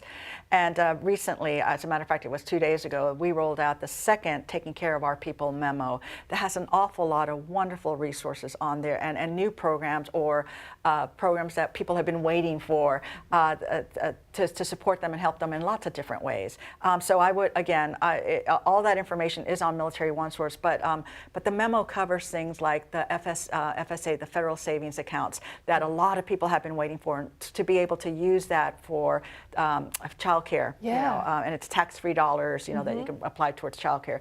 It's got the expansion of My CAA, which is a program, a scholarship that we provide spouses who are wanting to get their AA degrees or certifications, or taking different types of national tests. Just a plethora of items on there that the memo does have, and I would really just encourage the audience to go to Military OneSource and just type it in, or type it in, on Google, on your phone, Taking Care of Our People. But Michelle, was there anything else? Yeah. I do, and I saw that I actually thought it came out last week because time has been flying, but he issued a separate memo back in September talking about another way of taking care of our people, and this was the second portion of that. And I also am very excited about the dependent daycare savings account, because we know childcare has been such an important issue and a barrier for spouse employment for so long, and a challenge for single and dual service member families. So that might be a way to address alleviate some of those challenges. Were there other policies or programs that you guys have seen that you think are on the right track? Yeah, so we at the VA are really leaning in and looking to collaborate with like non-governmental agencies, nonprofits, VSOs, et cetera. And we have several grants and programs in which, like, if you're interested, or nonprofits are interested in partnering with the VA, we could provide grants. So one of them is the Staff Sergeant Parker Gordon Fox Prevention Grant Program. And it is a mouthful. It is. Oh my goodness, I couldn't memorize. And it provides or coordinates suicide prevention for veterans and their families. And really proud to hear that Blue Star Families is one of the recipients of this grant. So that's really great. I see that I don't have very much time to talk. And then Mission Daybreak is another one. Yes. Recently we had a $20 million grant for several, I'm forgetting, I want to say 10 different winners of Mission Daybreak. Yeah. The first one was Stop Soldier Suicide's Black Box Project. That's like a super innovative program. It's like a tech background, as well as the second awardee was Televita's Project Hojo. So those are some, and then there are other ways to partner with the VA. So yeah, those are great new innovative programs that are addressing big issues, and that's kind of what we're looking for here. So thank you all for your candor and your unique perspectives. It's really been delightful and enjoyable to sit down and talk to all of you. I look forward to continuing the work for our military and veteran connected families with you and your respective teams. Ashley and Kathy, I leave the rest of the event in your very capable hands. What an inspiring and motivating afternoon. Kathy, Okay, what did you think were some of the most impactful insights from today's event? Well, I think it was great to hear the lived experiences that a lot of our panelists were sharing. I love the fact that Secretary Barron has these lived experiences. You know, I loved hearing from some of our Air Force general officers about what they're experiencing as new moms. So the data is so important, but realizing how this really comes to play in people's lives. Yeah, 100%. And look at all of these different people's experiences and everything that they've brought to it so that people can be better, so that the force can be stronger, and that military families' lives can be improved. I think it's such an important issue. I was struck by the discussions around mental health and the need for better access to care and support for military families. We need to continue to prioritize the mental health and well-being of our military community. Yeah, 100% agree. Absolutely. It should take the stigma out. Let's everybody get the help that they need to. 100%. I'm on board. Well said, Kathy. And on that note, we want to thank everyone who worked with us this year to make the Military Family Lifestyle Survey a success. We couldn't have done it without our partners at the Daniello Institute for Veterans and Military Families at Syracuse University, our lead sponsor, USAA, and our corporate and philanthropic partners for their unwavering support. And I really want to thank you, Ashley. You were an awesome MC. It's so fun to be with you and work with you. Talk about lived experience. You really elevated our whole presentation here. And really have to thank our subject matter experts for sharing their insights and expertise, and our other panelists. A huge shout out to our extraordinary Dr. Jessica Strong, military spouse, leader of our research team, and the entire applied research team at Blue Star Families, who does amazing, tireless work on this survey and all of our impact work on the next survey coming out this May. Everyone who's watching this, we hope you take it. As a military spouse and dedicated and brilliant comedian, we really appreciate your dedication to our community, Ashley.